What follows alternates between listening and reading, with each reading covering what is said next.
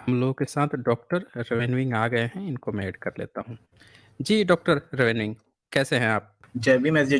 जी, अ, जय भीम। मुझे ये सिएटल लॉ पे डिस्कस करना था आपका कि जो अभी पास हुआ है बहुत अच्छा काम किया है वहाँ पे, जो सिटी काउंसिल ऑर्डिनेंस जो पास हुआ है उनका। ये सबसे इसमें जो देखने लायक बात ये है कि बहुत सारी कम्युनिटीज ने इनको सपोर्ट किया है। अराउंड 50 डिफरेंट कम्युनिटीज थी उसमें।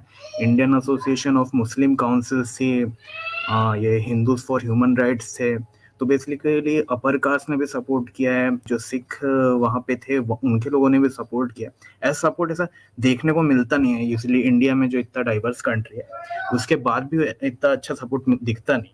ये बहुत अच्छा अचीवमेंट है कि पहली बात तो लॉ पास करना और इतना सपोर्ट गार्नर करना। जो शमा सावंत है, जो वहाँ की सिटी काउंसिल वुमेन है, तो उन्होंने वो एक्चुअल में वो जनरल कैटेगरी है, लेकिन वो सोशलिस्ट आइडियोलॉजी के साथ बिलोंग करती है। उनकी जो पार्टी है वो सोशलिस्ट अल्टरनेटिव है। तो वो एक्चुअली जो अमेरिका में कैसे कि टू पार्टी सिस्टम है, एक डेमोक्रेट्स है और एक रिपब्लिकन्स है। तो डेमोक्रेट्स में वो बिलोंग करती है और यूजली उनका बोलना है था कि डेमोक्रेट्स में लोग ऐसा स्टेटस को मेंटेन करना चाहते हैं कि बैलेंस ऑफ पावर है। तो ना तो वो ज्यादा हिंदुत्व आइडियोलॉजी को वहां पे सपोर्ट करते हैं और ना कि इसको।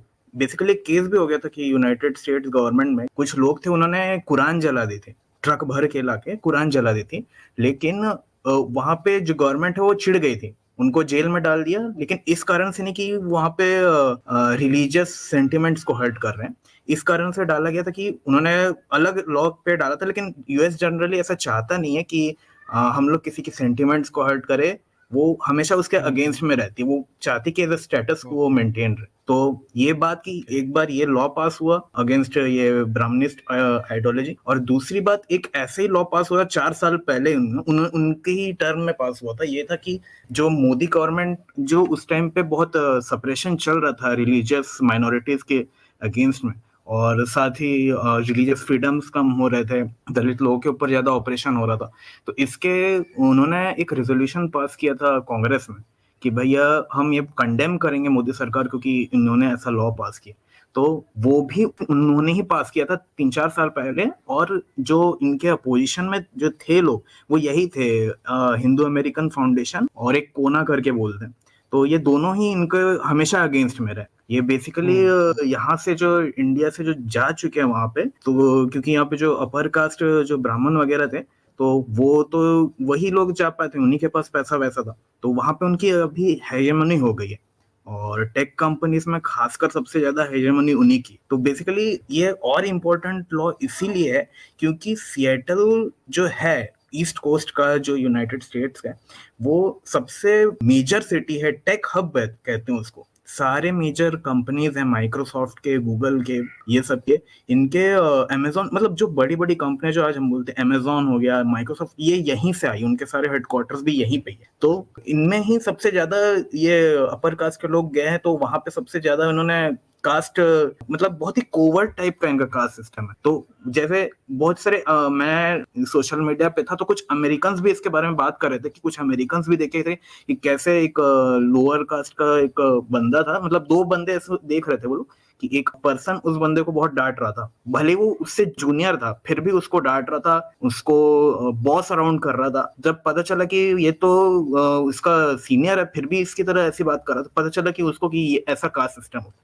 तो धीरे धीरे अमेरिकन में ये चीज फैल रही है कि भाई ऐसा कास्ट सिस्टम होता है इनका, और बहुत सारे अमेरिकन बात भी कर रहे हैं। एक फेमस यूट्यूबर है इनका, प्यूडीपाई, सुना है आपने एस जी? ओके। हाँ, नाम हेलो। सुना है मैंने। उसने एक वीडियो बनाया था, वो हाल ही डिस्पाच करने के लिए बनाया था इंडियन कम्युनिटी के लिए, लेकिन उसने भी कास्ट सिस्टम के बारे में बात उठाई थी प्यूडीपाई में। तो ये है कि उनको पता है, धीरे धीरे अब और पता चल रहा है, खासकर जैसे जैसे आवाज बढ़ रही है। और ये लोग कहते हैं कि जैसे भी कास्ट सिस्टम्स जब टेक कंपनीज में बन रही होती है, तो ये पूरा का पूरा वर्क फ्लो बिगाड़ देता है उनका। कास्ट सिस्टम में लोग अपने अपने ब्राह्मण लोग एक साइड पे हो जाते हैं इकट्ठा, और वो लोग अपने ही अंदर के लोगों को प्रमोट करते हैं टॉप पोजीशन पे। तो प्रमोशन रुक रहे, उसके अंदर बहुत मनमुटाव होता है। तो एक ये पॉइंट था मेरा, और कि अमेरिकन अवेयरनेस धीरे धीरे बढ़ रहा है। और ये जो यूएस में एक्चुअल में ऐसे सब लोग ऐसा नहीं बोल सकते कि एक्सट्रीम है, क्योंकि बहुत ही कम लोग उस साइड में, ज्यादातर जो लोग हैं वहां पे वो बेसिकली बस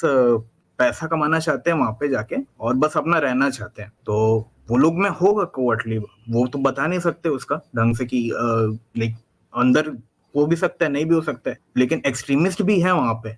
ये मैं मना नहीं करूंगा कि एक्सट्रीमिस्ट नहीं है। उनका जो हुँ, आरएसएस का जो विंग है, एचएएफ और कोना, ये मोस्टली वही काम करते हैं उनके उन्हीं के साइड से, और इनको रिपब्लिकन पार्टी का बहुत सपोर्ट मिलता है। एक रिपब्लिकन पार्टी की एक सीनेटर है तुलसी गबार्ड, ठीक है, वो अपने आप को हिंदू बताती है। अब सर ये बताइए कि उसकी कास्ट क्या होगी हिंदू के हिसाब से? वो वहां की अमेरिकन नेटिव है, वो अपने आप को बोलती कि मैं हिंदू हूँ, ठीक है, पूरा अच्छा। वैदिक धर्म से हुँ, उसने शादी कर रखी है, सब कुछ है। अब अच्छा। अब बताओ कि मनुस्मृति के हिसाब से यहाँ पे तो लिखा है 4 वर्ण में होते हैं और जाति भी इतनी हुँ, सारी है, अब कौन सी कास्ट देंगे उसको? उस पे कभी उसने बोला नहीं वो आज तक। उसको मलेच्छ कास्ट में कहा जाता है, जो बाहर की दूसरे कौम की जो हो, वो मलेच्छ है। यानी कि वो जो भारत में जो वर्ण व्यवस्था है 4, उसके नीचे जो अंत्यज है, अंत्यज के नीचे भी जो मलेच्छ आते हैं, तो वो मलेच्छ कहेंगे उसको, सबसे नीचे कहेंगे।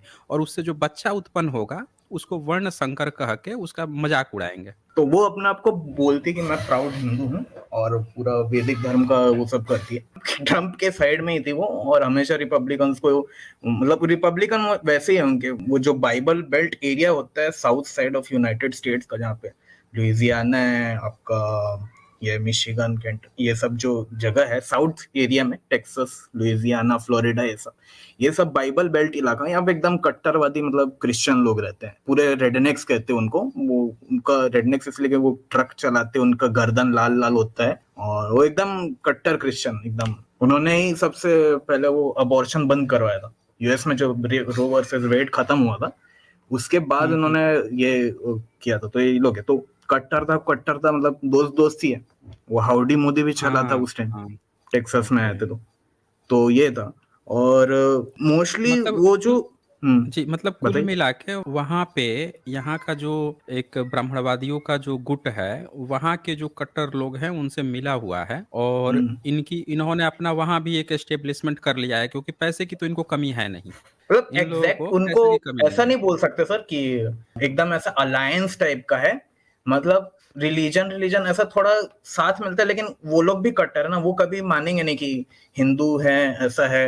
वो लोग भी कभी एक्सेप्ट नहीं करेंगे, उनको अपना क्रिश्चियन ही चाहिए वहां पे, वो थोड़ा कोवर्ट लेकिन टाइप के वो रहते हैं। पॉलिटिकल के हाँ, सपोर्ट के लिए पॉलिटिकल वैसा तो करते मिलता होंगे। है, पॉलिटिकल हाँ, तो इनको पॉलिटिकल मिलता है। सपोर्ट के तो लिए। और ये बेसिकली जो है हुँ, ना कि जो बंदे यहाँ से चले गए वहां इमिग्रेट करके, वो चाहते हुँ, कि और लोग ना आए इमिग्रेट करने। यूके में भी वही हुआ था। जैसे वो अभी जो पीएम है ऋषि सुनक, तो उसी की जो कैबिनेट की एक जो मिनिस्टर है फॉरेन अफेयर्स इमिग्रेशन की, वो चाहती कि और इमिग्रेशन ना आए। तो ये लोग अलग टाइप का वो करने लग गए हैं कि अब हम वहां चले गए तो हम अब और लेवल बढ़ गए। मतलब एक ऐसा मान लो कि जैसे 4 वर्ण होता है, ब्राह्मण, क्षत्रिय, वैश्य, शूद्र, और उसके ऊपर ब्राह्मण के ऊपर और एक वर्ण हो गया एनआरआई का, इस टाइप का। हुँ, हुँ। चलिए, अच्छा किया आपने डॉक्टर रविन्द्र, आपने जो वहाँ की पूरी बात बता दी कि देखें कैसे वहाँ पे भी पूरी इनकी लॉबी है। देखें, ये लोग जो हैं भारत में राष्ट्रवाद का भी गुण गाते हैं। राष्ट्रवाद के नाम पे यहाँ का जो मुस्लिम है या जो अल्पसंख्यक लोग हैं, उनको बीच में परेशान करने का प्रयास किए।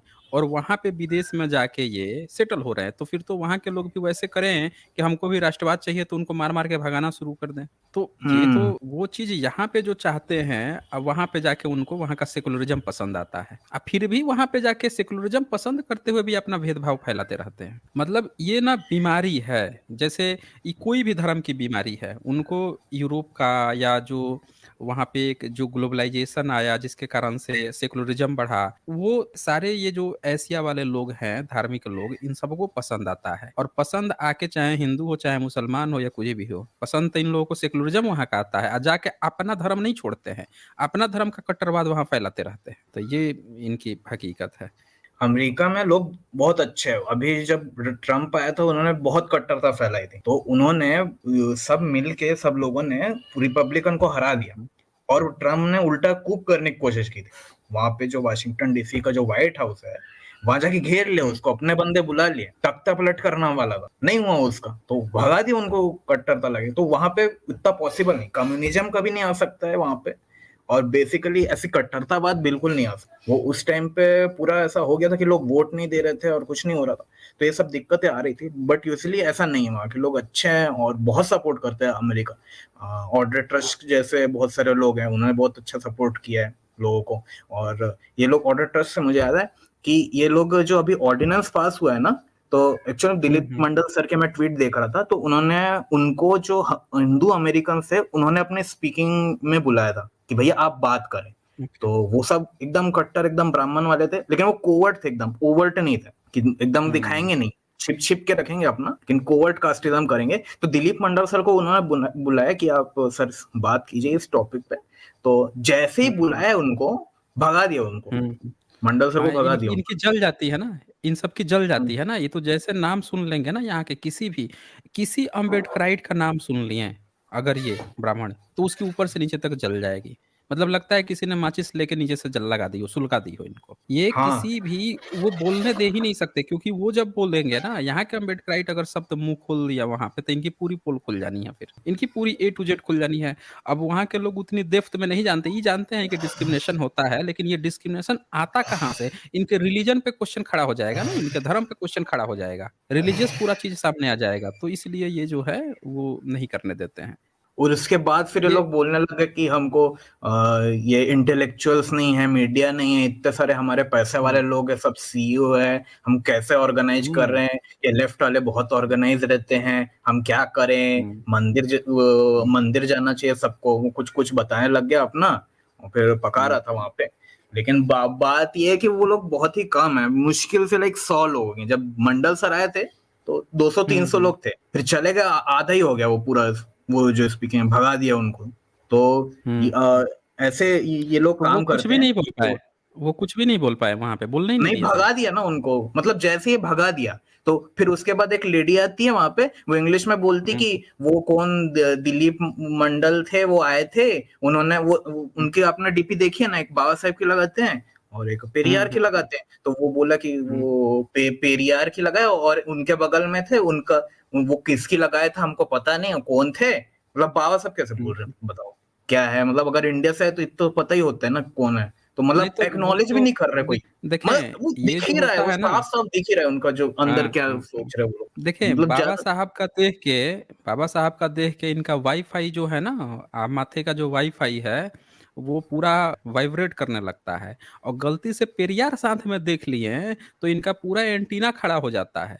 और गलती से दोनों एक साथ देख लिए, बाबा साहब और पेरियार एक ही साथ एक ही डीपी में, तो इनका तो आंखें फट जाएंगी, जिभवा रुध जाएंगी, ऐसे लगेगा जैसे किसी ने इनका पकड़ के पूरा हुजूमत निकाल दिया हो, वो हालत हो जाती है इन लोगों की।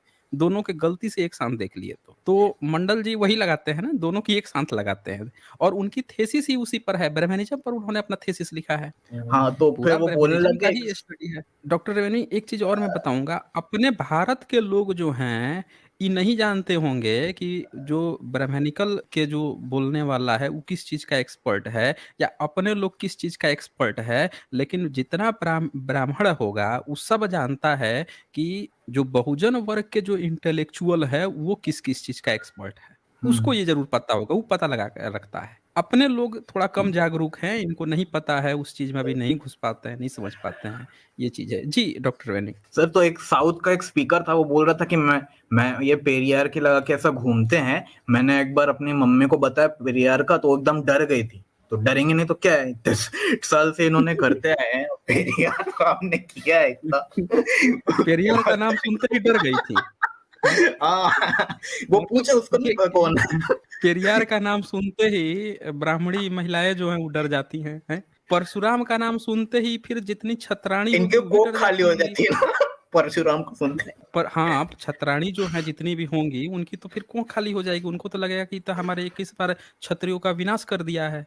तो उसकी तो ये खूब पूजा पाठ करवा रहे हैं कि जय परशुराम, जय परशुराम, परशुराम मेला, परशुराम मंडल, परशुराम ये, परशुराम वो तो खूब चल रहा है वहां पे, नहीं डरती हैं वो। ये इन किसी लोगों की नौटंकी है, समझ किसी रहे को हैं बता डॉक्टर दो ना कि रवैनी। परशुराम ने हाँ उनकी खुद की माँ का हत्या की, कोई अमेरिकन को बता दो एकदम जो सभ्य व्यक्ति है, वो बोले क्या है ये। हम्म उनको पता ही नहीं है सर कि आप जैसा बताते हैं। अगर आप इंग्लिश में बताओगे ना कि सब पूरा, अगर हम्म इसका इंग्लिश वर्जन बताएं तो अमेरिकन बिल्कुल आएंगे, उनको पता ही नहीं है उनको ढंग से उनको क्या है। ये सब जो आरडी कथा मैं कुछ महीने से देख रहा हूँ अभी, ये आरडी कथा वाला है, शिव का है, ये सब इतनी इतनी रद्दी बातें जो इनकी लिखी हुई है इनके इसमें, वो अगर आप बताओगे अमेरिकन को, उनको मतलब हमारी आप देखोगे हमारा कोई वॉइस ही नहीं है यूएस में। अभी अभी हम लोग जा रहे हैं, तो अभी हम लोग बात करते तो उसमें भी हम लोग डरे सहमे रहते, कोई सेग्रीगेट कर दिया, वो रह गया, ऐसा हो गया। लेकिन मैं एक्चुअल में नहीं, मेरा भाई है, तो उसको हम्म बता रहा था कि एक बार इंटरव्यू के लिए गया था वहां, तो वहां पे एक चाइनीज था, इंटरव्यू ले रहा था उनका, तो वो बोला कि हमको पता है आपके इंडिया में ऐसा कास्ट डिस्क्रिमिनेशन होता है, सब पता है। एक बार उनको भी बोला था, एक अमेरिकन मिला था उनको, कि उनको भी पता है हम्म कि वहां पे आपके यहाँ पे ऐसा होता है। उनको इतना महीन तरीके से नहीं पता होगा, या ऐसा नहीं पता हम्म होगा कि ये हिंदू रिलीजन से ही ज्यादातर ओरिजिनेट हो रहा है, इनके क्या क्या बकवास लिखी है उनको एग्जैक्ट नहीं पता। क्योंकि मैं भी संस्कृत पढ़ने में हमको आता है इरिटेशन, आप इतना मेहनत करके पढ़ते हो संस्कृत वंस्कृत, तो कौन भी पढ़ेगा, आप पढ़ पढ़ के बता रहे हो, अभी हमको पता चल रहा है। हम्म बेसिकली अगर इसका हम्म इंग्लिश वर्जन बनाया जाए, मोस्ट अमेरिकन को थोड़ी उनकी आंखें खुलेगी, क्या क्या चल रहा है ऐसा। और ज्यादातर लोग हम्म देखते नहीं, क्योंकि आपका वो बोलते हैं कि थोड़ा आपका थोड़ा एक्सट्रीमिस्ट टाइप का लगता है, आपके मतलब भड़काने टाइप के थोड़े हेडलाइन लगते हैं। तो बहुत सारे जो लोग हैं, जो दोस्त वोस्त थे, इवन मेरा मेरा भाई को बोला था, तो वो बोला आपका थोड़ा जो बायस टाइप का लगता है, एकदम एक्सट्रीम साइड का। वो ध्रुव राठी के ज्यादा देखता है, क्योंकि वो बोलता है थोड़ा न्यूट्रल व्यू होना चाहिए हर चीज का, दोनों पक्ष के होने चाहिए, आपको थोड़ा एक्सट्रीम टाइप का लगता है। बहुत देखते नहीं नहीं, मैं भी शुरुआत में नहीं देख रहा था, मम्मी मेरी देखें देखती देखें थी। एक हाँ। एक चीज ये समझना पड़ेगा हमें कि जिसको हम समझ लेते हैं कि भड़काऊ पक्ष है या फिर हेडलाइन जो है एक्सट्रीमिस्ट है, जिसको ऐसा लग जाता है, मैं एक चीज बता दूं कि जो लोग भी अपने को न्यूट्रल दिखाने की कोशिश करते हैं, दरअसल वो पूरे तथ्य परोस ही नहीं रहे होते हैं। वो हम्म। कभी भी पूरे तथ्य, जैसे ध्रुव राठी हैं, ध्रुव राठी ने आज तक कास्ट डिस्क्रिमिनेशन पर उन्होंने कोई वीडियो नहीं बनाई है। अच्छा। उन्होंने और भी वीडियो बनाई है बहुत चीज। वो दयानंद सरस्वती को वो समझते हैं कि समाज सुधारक था। तो अगर हम भी चाहें तो यहाँ पे लिख देंगे, हम लोग भी चाहें तो यहाँ पे लिख देंगे नॉर्मल कि भाई वहाँ पे ये खबर आई, वो खबर आई, लोग आएंगे देखेंगे चले जाएंगे। लेकिन जिस कौम को सदियों से दबाया गया, सुताया गया और निष्पक्ष जो बने हुए घूम रहे हैं, वो उस कौम को जगा नहीं सकते हैं। वो उनके ऊपर से ऊपर निकल जाएगा। हमारे लोगों को जगाने के लिए उनको उनकी भाषा में समझाना पड़ता है, वो बताना पड़ता है, वहां पे फोर्स देना पड़ता है कि भाई ये चीज हुआ है, ये चीज हुई है। नहीं तो यहाँ पे ऊपर से ऊपर निकल जाएगा, किसी को पता भी नहीं चलेगा क्या हो रहा है क्या नहीं। वो तो आंख बंद करके कान में माइक्रोफोन लगा के यहाँ पे कहीं कुछ चल रहा होगा, यहाँ से सामने से निकल जाएगा, उसको पता भी नहीं चलेगा यहाँ डिस्क्रिमिनेशन हो रहा है। तो ये चीज है ना, हम लोगों को लानी पड़ती है, बतानी पड़ती है। एक्सट्रीमिस्ट क्या होता है, हम अपना पक्ष रख रहे हैं ना न्यूट्रली। हमें जहाँ पे बाहर डिबेट के लिए जहाँ बुलाइएगा, वहां पे आप देखें, वहां पे हमारा पूरा पक्ष रखा जाएगा। न्यूट्रल पक्ष क्या, हम अपना पक्ष रख रहे हैं, वो तो अपना पक्ष रख ही रहे हैं, पूरा मेन स्ट्रीम मीडिया ही उनसे भरी पड़ी है। अब बाकी लोग डर के मारे बोलते नहीं हैं। बहुत लोग जो हैं वो कास्ट डिस्क्रिमिनेशन जानते ही नहीं है। तो यहाँ निष्पक्ष है कौन? सवाल तो ये है ना, ये पॉइंट चीज है। तो फेयर है आपका। दूसरा है कि मैं चैट जीपीटी एक बार यूज कर रहा था इनका, तो मैंने उसको बहुत क्वेश्चंस पूछे थे, काफी बहुत हम्म बहुत घंटों तक का कन्वर्सेशन है। वो चैट जीपीटी पूरा का पूरा मतलब वो एक्सेप्ट ही नहीं कर रहा है कि, मतलब वो मानता तो है इतना कि डिस्क्रिमिनेशन होता है, लेकिन कौन कर रहा है वो उसको बोलता है इट्स अ कॉम्प्लिकेटेड इशू, कई सालों से है, ऐसा है वैसा है। लाइक वो नाम ही नहीं ले रहा है कि बेसिकली ब्राह्मणों ने बनाया है, अपर कास्ट करते हैं, तो नाम ही नहीं ले देख, बस वो। एक किसी ब्राह्मण से मैं बोल रहा हूँ जो धार्मिक हो, जो धर्म को मानता हो ब्राह्मण, उस ब्राह्मण से आप कहिएगा कि ये एक बार वो कह के आपसे दिखा दे कि ये जाति व्यवस्था ब्राह्मणों ने अपने फायदे के लिए बनाई, धर्मग्रंथ अपने फायदे के लिए लिखे, और यही कारण है कि ब्राह्मण मजे में है और बाकी लोग जो है सजा काट रहे हैं। तो वो बात वो माने ही नहीं सकता है, मानेगा ही नहीं। कभी मान सकता है आपको डॉक्टर वेनविंग लगता है वो बात को एक्सेप्ट कर लेगा? उसका डाउनफॉल हो जाएगा ना वहीं से, एक्सेप्ट कर लेगा। हाँ। तो इसीलिए जो लोग ये सोचते हैं कि हम ब्राह्मण को सुनाने के लिए कि ब्राह्मण को बुरा ना लगे, इसके लिए हम कहें कि हाँ उसका पक्ष रख रहे हैं, भैया हम लोग उसी का पक्ष रख देते हैं कि उसकी यही थिंकिंग है। उसकी थिंकिंग क्या है, उसका धर्म ग्रंथ में कि परशुराम है वो 21 बार क्षत्रियों का नाश कर देगा, उनकी जितनी औरतें होंगी सबको ब्राह्मण जाके प्रेग्नेंट करेगा, फिर बच्चे होंगे, फिर क्षत्रिय बनेंगे। ये वो अपनी किताब में लिखता है। अब कोई हमसे चाह रहा है कि हम मैं कहूँ कि भैया ऐसी ऐसी चीजें मत बोलूं, अब मैं ये कहूं कि एक बार कुछ ऐसा हुआ कि सारे क्षत्रिय मर गए, तो मर गए तो अब कोई मर्द नहीं बचा, तो मर्द नहीं बचा तो फिर ब्राह्मण लोग जो हैं वो जाके उनसे औरतें प्रेग्नेंट हुई। तो भैया ये बात भी तो लिख सकता था, वो ऐसे लिख सकता था, वो तो सीधे-सीधे लिख रहा है कि परशुराम ने ही 21 बार क्षत्रियों को खत्म कर दिया, और उनकी जितनी औरतें थी क्षत्राणी वो खुद गई नियोग करवाने के लिए ब्राह्मणों के पास। वो खुद लिख रहा है। ऐसी ऐसी इसमें चीजें वो थ्योरी अमेरिकन है। सुनेंगे ना, ऐसी चीजें वो हुँ। सुनेंगे ना, अगर छतरी इतना इतना ट्रोल करेंगे ना इनको सर, मतलब हुँ। ककोल्ड बुलाएंगे उनको, सही बता रहा हूँ मैं। मतलब इनको इसीलिए कुछ तो वो भी नहीं नहीं लगता है, बोलने मतलब। दिए हैं। आप जो बोल रहे थे ना कि मंडल जी को, वो इसीलिए नहीं बोलने दिए कि ये लोग जब वहाँ बोलेंगे तो ये सारी बातें ही बोल देंगे ना फिर। ये सब सामने आ हम्म जाएगा। समझ रहे हैं? ये हम्म चीज़ है वो। ठीक है तो डॉक्टर रविंद्र, ओके।